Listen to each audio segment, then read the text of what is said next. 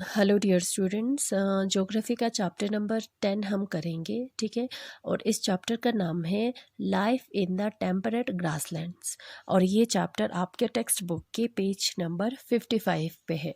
ठीक है, तो डियर स्टूडेंट्स, हमने चैप्टर नंबर 8 में हमने पढ़ा था लाइफ इन द डेजर्ट, यानी कि डेजर्ट में लाइफ कैसे होते हैं, वहाँ पे क्लाइमेट कैसा होता है, वहाँ का वेजिटेशन कैसा होता है, वहाँ पे एनिमल्स कौन कौन से होते हैं वो हमने पढ़ा था। फिर हमने चैप्टर नंबर 9 में हमने पढ़ा था life in the tropical and सब ट्रॉपिकल रीजन, है ना। ट्रॉपिकल और सब ट्रॉपिकल रीजन में लाइफ कैसी होती है, वहाँ पे क्लाइमेट कैसा होता है, वहाँ का वेजिटेशन कैसा होता है, वहाँ पे एनिमल्स कौन कौन से होते हैं वो हमने पढ़ा। फिर अब हम आते हैं चैप्टर नंबर 10, जो हम पढ़ेंगे life in temperate grasslands. Grasslands में लाइफ कैसी होती है, वहाँ का क्लाइमेट कैसा होता है, वेजिटेशन कैसा होता है और एनिमल्स कौन कौन से होते हैं वो हम पढ़ेंगे। तो सबसे पहले ग्रासलैंड्स। ग्रासलैंड्स का मतलब है, हिंदी में हम बोलेंगे घास स्थल। ठीक है, जहाँ पे क्या होता है, बड़ा बड़ा जगह होता है, बड़े बड़ा मैदान होता है, प्लेस होता है, जहाँ पे ज़्यादातर क्या दिखाई देंगे, हम ग्रास हमें दिखाई देंगे, ग्रास यानी कि घास दिखाई देंगे। ठीक है, जैसे कि आप ये पिक्चर में आप देख सकते हो, देखो। ठीक है, ये होता है ग्रासलैंड्स। ठीक है। Just as a forest can be defined as the place where trees are the main type of vegetation, grasslands can be defined as a region where grasses form the dominant type of plant life. जैसे जैसे हम बोलेंगे forest, forest वो वाला जगह होता है, वो प्लेस होता है, वो एरिया होता है जहाँ पे ट्री जो है उसका मेन टाइप होता है वेजिटेशन का। जंगल में मिलने वाले वेजिटेशन का मेन टाइप जो है वो कौन सा होता है, ट्रीज होता है, यानी कि पेड़ होते हैं, है ना। जैसे ही कोई फॉरेस्ट बोलेंगे, हाँ वहाँ पे तो एक फॉरेस्ट है, तो हम इमेजिन करेंगे हाँ फॉरेस्ट है तो बड़े बड़े पेड़ होंगे, है ना, ट्रीज होंगे, तो उसी को हम बोलेंगे फॉरेस्ट। वैसे ही जब ग्रासलैंड्स हम बोलेंगे तो हम क्या, हम किससे डिफाइन करेंगे, उस एरिया को बोलते हैं ग्रासलैंड, उस एरिया को बोलते हैं, उस प्लेस को बोलते हैं जहाँ पे ग्रासेस जो है वहाँ का मेन प्लांट होते हैं। ठीक है, यानी कि घास जो है वहाँ का मेन प्लांट होते हैं। समझ में आया। Grasslands make almost a quarter of the total land surface. और ग्रासेस भी है, ग्रासलैंड्स भी है, ग्रासलैंड्स जो है हर जगह है। ठीक है, तकरीबन क्वार्टर जो है, क्वार्टर यानी कि मान लो 25% जो है एरिया जो है किसने कवर किया हुआ है, ग्रासलैंड्स ने कवर किया हुआ है।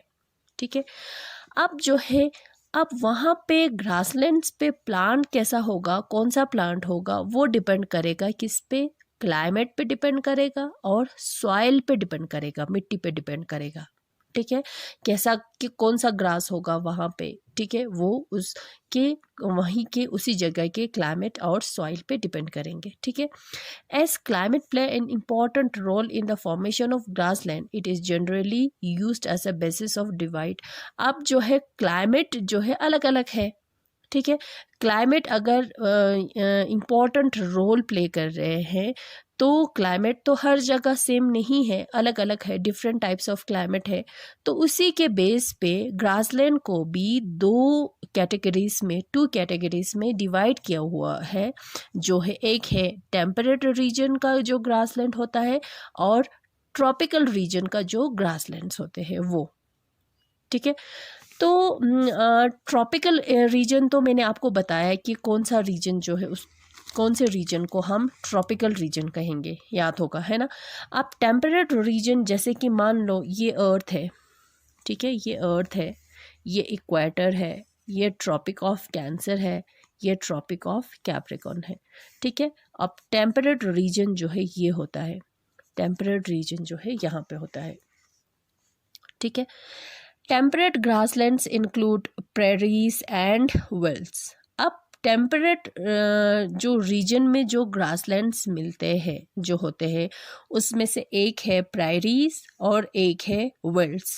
तो इस चैप्टर में हम प्रायरीज और वेल्ड्स के बारे में हम पढ़ने वाले हैं।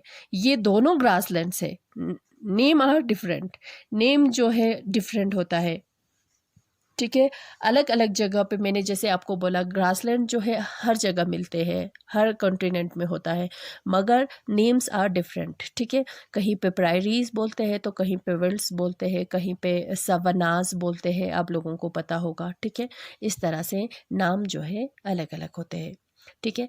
तो सबसे पहले हम प्रायरीज के बारे में हम पढ़ेंगे, जो क्या है, एक ग्रासलैंड है। क्या है? एक ग्रासलैंड है, प्रायरीज है, जो कहाँ पे है, नॉर्थ अमेरिका में है, ठीक है। अब जो जो टेम्परेट ग्रासलैंड्स जो नॉर्थ अमेरिका में है उसको हम बोलेंगे प्रायरीज, ठीक है। अब देखो सबसे पहले क्लाइमेट, अब देखो सबसे पहले मैं आपको दिखाना चाहूँगी ये मैप में, ये है नॉर्थ अमेरिका, ठीक है, ये प्रायरीज है, ठीक है। और ये कहाँ तक किस में भी है, कनाडा में भी है, प्रायरीज का जो है कुछ हिस्सा जो है, कुछ पार्ट्स जो है कनाडा में भी है, ठीक है। Climate, being located in the heart of the continent, the climate is of continental type with extreme temperature। जो नॉर्थ अमेरिका जो कॉन्टिनेंट के जो है प्रायरीज जो है वो बीचों बीच में है, ठीक है। तो इसलिए वहाँ का टेम्परेचर जो है वो एक्सट्रीम है। समर में वार्म है, कितना डिग्री सेल्सियस तक जाता है, 20 डिग्री सेल्सियस तक जाता है। और विंटर में कोल्ड है तो -20 डिग्री सेल्सियस तक रिकॉर्ड किया जाता है, ठीक है। विंटर्स में स्नो आते हैं, ठीक है। रेनफॉल जो है मॉडरेट होता है, यानी कि बारिश जो है मॉडरेट है, ना ज़्यादा कम है ना ज़्यादा होता है, ठीक है। वहाँ पे एक लोकल विंड यानी कि हवा बहते हैं, चलते हैं, जिसको बोलते हैं चिनूक, ठीक है।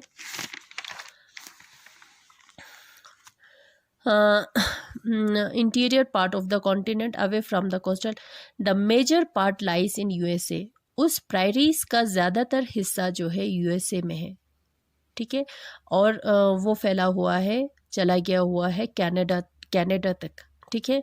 हम कैनेडियन प्रायरीज के बारे में इसमें डिस्कस करेंगे। On the south प्रायरीज mark the border of the United state and till Canada तक ये जाता है, ठीक है। ये यूनाइटेड स्टेट से होके कनाडा तक ये फैला हुआ है, क्या, प्रायरीज, ठीक है। फ्लोरा और फ्यूना में आते हैं, यानी कि एनिमल्स और प्लांट्स लाइफ कैसा होता है, वहाँ पे क्या क्या होते हैं वो हम देखेंगे। सबसे पहले तो वो ट्रीलेस है, यानी वहाँ पे बहुत ही कम ट्री होते हैं, जिसको हम बोल सकते हैं ट्रीलेस, हम बोल सकते हैं, यानी कि विदाउट ट्री नहीं है, ठीक है।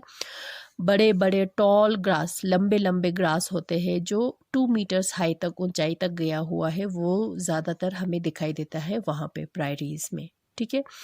वाटर, जहाँ पे पानी मिलते हैं वहाँ पे कुछ पेड़ होते हैं, जैसे कि विलो हो गया, अल्डर्स हो गया, पॉपुलर्स हो गया, ठीक है। एनिमल रियरिंग, जानवर को पालना जो है लोगों का मेन ऑक्यूपेशन है। बड़े बड़े फार्म्स बनाते हैं, किस लिए, कैटल को रखने के लिए, ठीक है, जिसको रैंचेस कहते हैं। और एक इंसान को, एक लड़के को वहाँ पे रखा जाता है, जिसको काउ बॉयज बोलते हैं, उस रेंचेस के देखभाल करने के लिए, ठीक है। There are cattle ranches in the foothills regions of Rockies. Cattle is the main important animal domesticated in such ranches. Cattle जो है, गाय भैंस जो है वहाँ पे लोग पालते हैं, ठीक है। और वहाँ पे बाइसन जो है, अमेरिका बफलो है, वो भी पालते हैं, ठीक है। और दूसरे एनिमल्स, जानवर जो वहाँ पे प्रायरीज में मिलते हैं वो है rabbits, coyotes, gophers, rabbits, poultry, deer, prairie dog, prairie का कुत्ता, वो होते हैं, ठीक है। In winters dry and warm wind blow from the west and melts the snow. Winter में एक ड्राई यानी कि सूखा और गर्म हवा चलते हैं, जिसकी वजह से स्नो जो है मेल्ट हो जाते हैं, यानी कि पिघल जाते हैं। दो वीट इज द वीट, यानी कि गेहूं जो है वहाँ का मेन क्रॉप है, ठीक है। और दूसरा क्रॉप वहाँ पे उगाया जाता है, बार्ले भी उगाया जाता है, ओट्स भी उगाया जाता है, ठीक है। जो गेहूं जो वो लोग उगाते हैं, वो जब बीज बोते हैं, कब, स्प्रिंग में, ठीक है। फिर धीरे धीरे करके वहाँ पे ब्राइट सनशाइन आता है, ठीक है, समर में, यानी कि धूप आते हैं समर में, जिसकी मदद से, उस धूप की वजह से वीट जो है जल्दी से फसल कटाई के लायक हो जाता है। अगस्त में जो है वो हार्वेस्टिंग के लिए रेडी हो जाते हैं, अगस्त के महीने में, ठीक है। फार्म्स जो है, फार्म्स यानी कि जहाँ पे वो लोग ये क्रॉप उगाते हैं, फार्म्स जो है बड़े हैं, बहुत बड़े बड़े हैं, ठीक है। और उस फार्म्स में वो लोग, फार्म्स में काम किसके ज़रिए करते हैं, ज़्यादातर वो लोग मॉडर्न मशीन यूज़ करते हैं, ठीक है। जैसे कि फसल कटाई के लिए भी देखो यहाँ पे मशीन यूज़ कर रहे हैं, उसी तरह से थ्रेशिंग के लिए भी, जब घास और अनाज को अलग करते हैं ना, थ्रेशिंग के लिए भी वो लोग मशीन्स यूज़ करते हैं। Machines are use to reap and thresh its grains, ठीक है।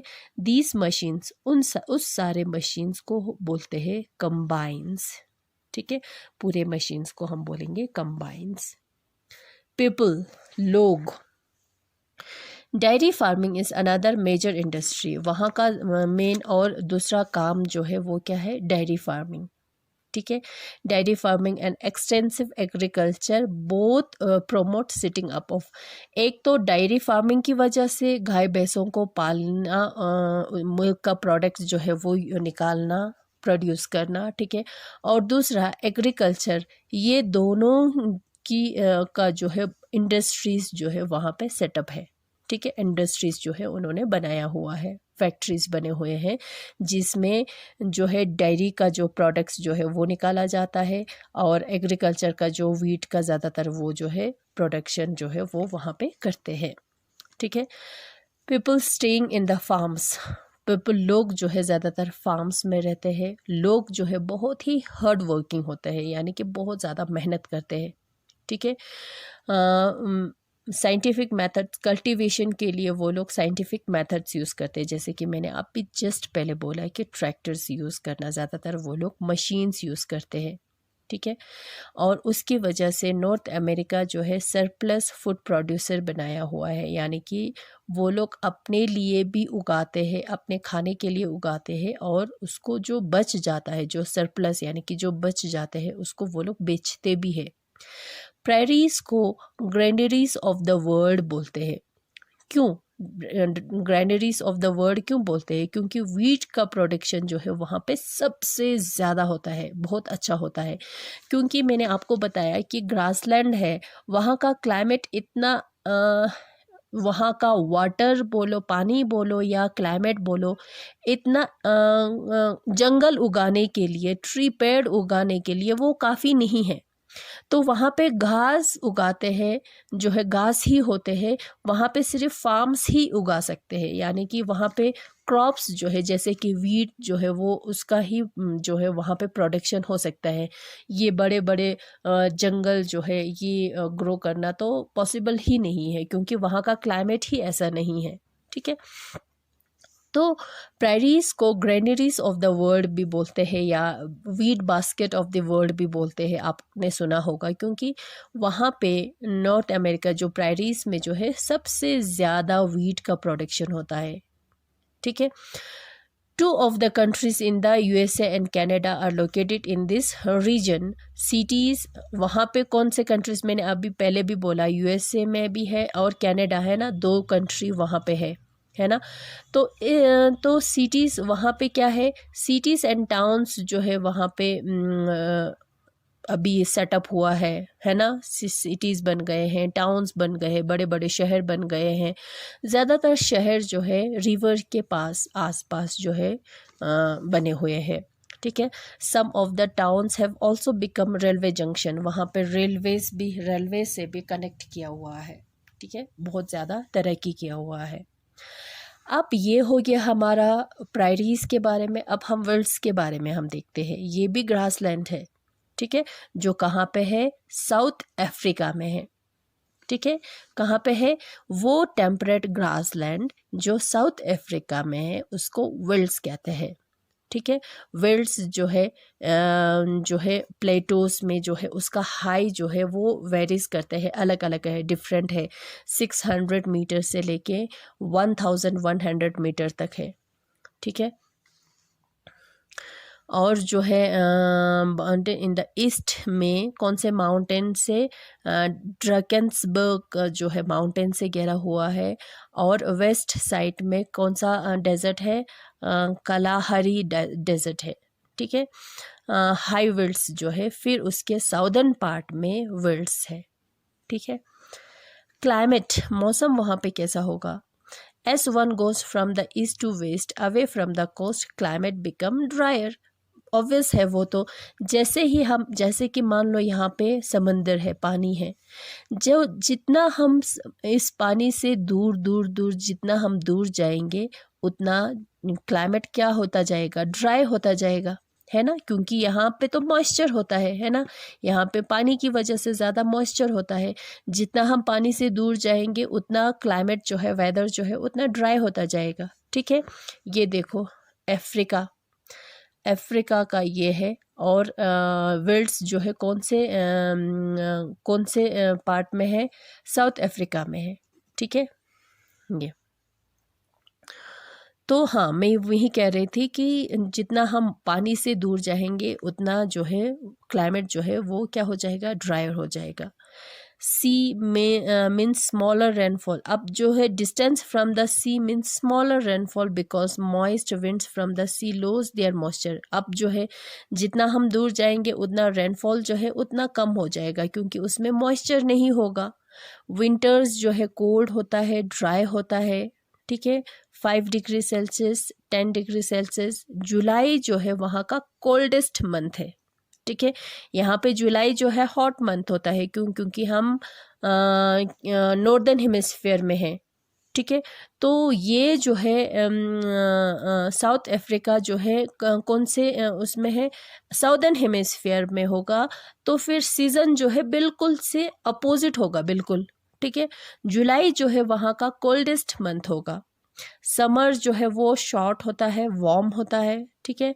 Climate is too dry for trees. अब ट्री के लिए वहाँ पे भी क्लाइमेट जो है बहुत ही सूखा होता है, जो ट्री यानी कि पेड़ उगाना जो है, बड़ा होना वहाँ पे पॉसिबल नहीं है।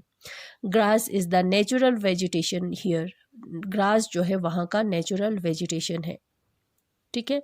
फिर जितना हम वेस्ट की तरफ जाएंगे फिर ग्रास जो है वो ग्रासलैंड जो है डेजर्ट के साथ मर्ज हो जाते हैं, ठीक है।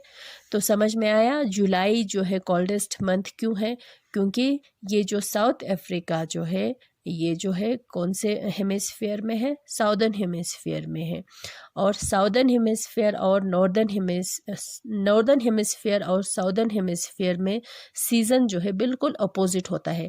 अगर यहाँ पे विंटर होगा तो यहाँ पे समर होगा, यहाँ पे समर होगा तो इस तरफ विंटर होगा, ठीक है।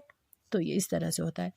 The velds receive rainfall mainly in summer month. Summer month में जो है वहाँ पे क्या होता है, रेन होता है, बारिश होते हैं। नवंबर टू फरवरी है जो समर जो है कौन सा है, नवंबर से लेके फरवरी तक यहाँ पे विंटर है। क्यों, क्योंकि हम नॉर्दर्न हेमिस्फीयर में है, ठीक है। This is mainly because of warm ocean currents that wash the shore of the velds. If the rainfall is scanty in the winter months from July till August, drought में occurs. अगर ज़्यादा वहाँ पे rainfall बहुत कम होगा तो उसकी वजह से ड्रॉट आ सकता है, यानी कि सूखा पड़ सकता है सब कुछ, ठीक है। फ्लोरा एंड फ्यूना के बारे में हम देखते हैं। वेजिटेशन कवर्स जो है बहुत ही कम है, स्पेयर्स है यानी कि बहुत ही कम है, ठीक है। Grass dominate the landscape. ज़्यादातर वहाँ पे क्या है, ग्रास है। रेड ग्रासेस जो है वहाँ पे उगाया जाता है, ठीक है। अकाशिया, मोरोला जो है उस तरह के ग्रास जो है वहाँ पे ग्रो होते हैं, ठीक है।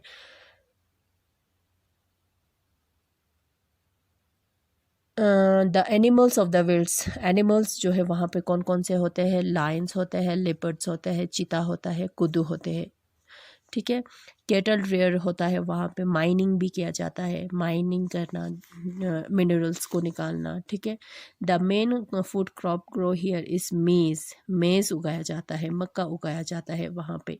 लार्ज क्वांटिटीज़ ऑफ मेज़ आर एक्सपोर्टेड, ना सिर्फ अपने लिए बल्कि एक्सपोर्ट भी किया जाता है, भेजा भी जाता है, इसलिए वेल्स को मेज़ ट्रायंगल भी कहते हैं, ठीक है। अदर क्रॉप्स, दूसरे क्रॉप्स में आते हैं वीट, बार्ले, ओट्स, पोटैटो, ठीक है।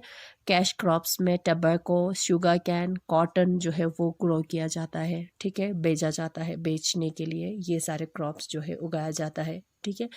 जैसे ही प्रायरीज को हम बोलते थे ग्रेनरीज ऑफ द वर्ल्ड, वैसे ही वेल्ड्स को बोलेंगे मेज ट्रायंगल। प्रायरीज में वीट जो है सबसे ज़्यादा उगाया जाता है और वेल्ड्स में मेज जो है वो सबसे ज़्यादा उगाया जाता है।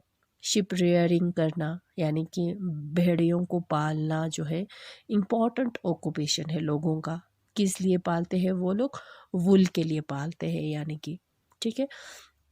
Cattle rearing is also important occupation in this parts, वहाँ पे कैटल भी रखा जाता है यानी कि गाय भैंसों को भी रखा जाता है। डायरी फार्मिंग किए जाता है, ठीक है। सबसे पहले शिप रेयर किया जाता है वूल के लिए, फिर डायरी फार्मिंग किया भी जाता है, वो भी इम्पॉर्टेंट ऑक्यूपेशन है वहाँ पे, ठीक है। कैटल जो है cattle are reared in the warmer and wetter regions and the dairy products like, वहाँ पे जगह जहाँ पे जगह थोड़ा सा वार्म होता है, ठीक है, यानी कि गर्म होता है, जहाँ पे मॉइस्चर होता है वहाँ पे कैटल रेयर किया जाता है। अब कैटल रेयरिंग के लिए डायरी फार्म प्रोडक्ट्स क्या क्या, किस लिए वो लोग कैटल को किस लिए रेयर किया जाता है? बटर के लिए, चीज़ के लिए, ठीक है, प्रोड्यूस फॉर डोमेस्टिक सप्लाई। और ये जो चीज़ हो गया हो, बटर हो गया हो, मिल्क हो गया हो, वो एक तो अपने डोमेस्टिक यूज़ के लिए वो लोग प्रोड्यूस करते हैं, दूसरा वो एक्सपोर्ट भी करते हैं, बेचते भी है। Velds, part of the velds also rich in minerals, मैंने अभी बोला था ना कि मिनरल्स भी वहाँ पे बहुत ज़्यादा मिलते हैं। जैसे कि वहाँ एक पे जगह है जोहानसबर्ग करके, वहाँ पे गोल्ड और कोल मिलते हैं, माइन किया जाता है, निकाला जाता है, एक तो गोल्ड और एक कोल, ठीक है। कैम्बरले, कैम्बरले जो है वहाँ का एक पार्ट है, एरिया है, जगह है, वो जो है डायमंड माइनिंग के लिए, डायमंड माइन किया जाता है वहाँ से, उसके लिए मशहूर है, ठीक है। The famous diamond mines of the Kimberley are one of the western borders of the velds, वहाँ पे फेमस जो है गोल्ड डायमंड माइन किया जाता है वो है कैम्बरले का, जो है वेस्टर्न बॉर्डर्स में है, ठीक है। Towards north the veld slope down the gently to meet the Limpopo rivers. अब जिस तरह से स्लोप से नीचे आएंगे तो किससे मिलता है? एक रिवर से, एक नदी से, जिसका नाम है Limpopo river. The slopes are warmer than high part in the fringe areas, maize, fruits, cotton and tobacco are important crops. ये तो ऑब्वियस है, जैसे जैसे हम ऊपर, जैसे कि ऊपर हिल होगा, जैसे जैसे हम नीचे आएंगे तो वैसे वैसे क्लाइमेट जो है वो वार्म होता जाएगा। तो जहाँ पे क्लाइमेट वार्म है तो उस एरियाज में मेज, फ्रूट्स, कॉटन, टोबैको जो है वो उगाया जाता है। The world is rich in resources, resources में बहुत ज़्यादा रिच है वहाँ पे। Therefore agriculture as well as minerals based industries have given rise to the growth of the towns, इसलिए वहाँ पे एक तो एग्रीकल्चर बेस्ड इंडस्ट्रीज़ भी है और दूसरा मिनरल बेस्ड इंडस्ट्रीज़ भी है। उसकी वजह से उस शहर को, जगह जो है बहुत ही ज़्यादा क्या कर रहे हैं? डेवलप कर रहे हैं, ठीक है। For example Pretoria is an important town which specialize in iron, steel, railway, medicine industries. वहाँ पे एक जगह है प्रिटोरिया करके, वहाँ पे उस शहर में क्या होता है? आयरन, स्टील, रेलवे, मशीन्स, इस तरह के इंडस्ट्रीज वहाँ पे है। This develop development has reduced the grassland to a considerable extent and has affected its natural environment. अब क्या हो रहा है कि जैसे कि ग्रासलैंड, पहले जो है उस ग्रासलैंड में कुछ नहीं होता था। पहले पहले स्टार्टिंग में सिर्फ क्या होते थे, गाय भैंसों को चराने के लिए उधर ले जाते थे लोग बस, ठीक है। अब जैसे जैसे डेवलप हुआ, जैसे जैसे पॉपुलेशन जो है वो ज़्यादा हुआ, पॉपुलेशन इंक्रीज हो गया, डेवलप हो गए, बहुत ज़्यादा एडवांस हो गए लोगों ने, जो है जो है मॉडर्न टेक्नोलॉजी की वजह से जो है लोगों को पता चला कि हाँ, जहाँ पे यहाँ पे अगर ग्रास, अगर यहाँ पे पेड़ नहीं हो रहे हैं, अगर यहाँ पे जो है जंगल नहीं पॉसिबल नहीं है, तो उस और हम क्या कर सकते हैं जिससे हम जो है इस एरिया को यूज़ में लाया जा सके, ठीक है। इस तरह से के सोच से लोगों ने ये पता किया कि अब हाँ, अगर यहाँ पे पेड़ नहीं है, ये फॉरेस्ट जो है उसके लिए तो ये जगह पॉसिबल ही नहीं है, क्योंकि वहाँ का क्लाइमेट जो है ऐसा नहीं है जहाँ पे ये जो पेड़ जो है फॉरेस्ट जो है जंगल उगा सके, है ना।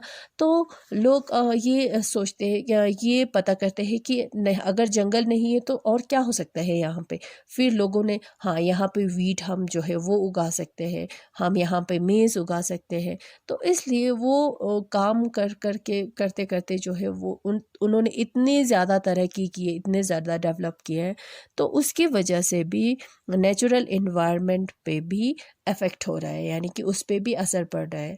तो हाँ, यहाँ पे बहुत ज़्यादा वीट हो रहा है, वीट ग्रो हो रहा है, तो अब वीट के प्रोडक्शन के लिए वीट से क्या क्या बना सकते हैं, उसके लिए इंडस्ट्री बनाया, फैक्ट्री बनाया।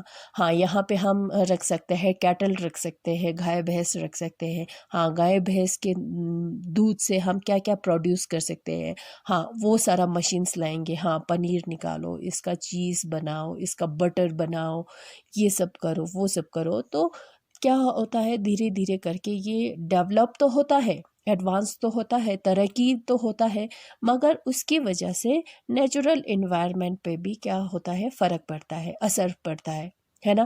पहले सिर्फ घास ही घास होते थे, सिर्फ ग्रासलैंड्स होते थे और कोई यूज़ नहीं, उनको लोगों को पता ही नहीं होता था। हाँ, सिर्फ यहाँ पे तो ग्रास ही हो सकता है और कुछ नहीं बस। फिर हम जब समर आया तो ग्रासलैंड को वहाँ पे अपने गाय भैंसों को चराने के लिए ले गया, फिर वहाँ से वापस लाया, ठीक है। बस फिर नेक्स्ट उस तक हम वेट करेंगे। फिर लोगों ने हर मुमकिन कोशिश किया है कि वहाँ पे और क्या हो सकता है, ग्रासलैंड नहीं तो और क्या क्या हो सकता है। तो ये सारा एडवांसमेंट, ये सारा डेवलपमेंट किया। तो जब लोगों को पता चला कि यहाँ पे मिनरल्स बहुत ज़्यादा मिल रहा है, यहाँ से गोल्ड मिल रहा है, यहाँ से कोल मिल रहा है, यहाँ से डायमंड मिल रहा है, तो वो सब माइन करने के लिए, निकालने के लिए उन्होंने बड़े बड़े फैक्ट्रीज जो है उन्होंने वहाँ पे सेटअप किया। तो उससे क्या होगा, ऑब्वियसली इन्वायरमेंट पे जो है वो अफेक्ट पड़ेंगे, ठीक है। जैसे कि हर जगह पे होता है कि जैसे कि हमने ट्रॉपिकल और सब ट्रॉपिकल एरिया में भी हमने पढ़ा कि जिस तरह से लोग तरक्की कर रहे हैं, टाउन्स बन रहे हैं, शहर बन रहे हैं, रेलवेज़ बन रहे हैं, रोड्स बन रहे हैं, उसकी वजह से जंगल का बहुत सारा पोर्शन जो है कम हो रहा है, रेड्यूस हो रहा है ना, जंगल जो है वो कम हो रहा है। तो वैसे ही in the same way grasslands भी कम हो रहे हैं, ठीक है। तो इस तरह से जो है इन्वायरमेंट पे फ़र्क पड़ रहा है, ठीक है। तो ये जो है ये हमारा चैप्टर कंप्लीट हो गया। फिर हम नेक्स्ट क्लास में इसका हम एक्सरसाइज करेंगे, ठीक है। Thank you.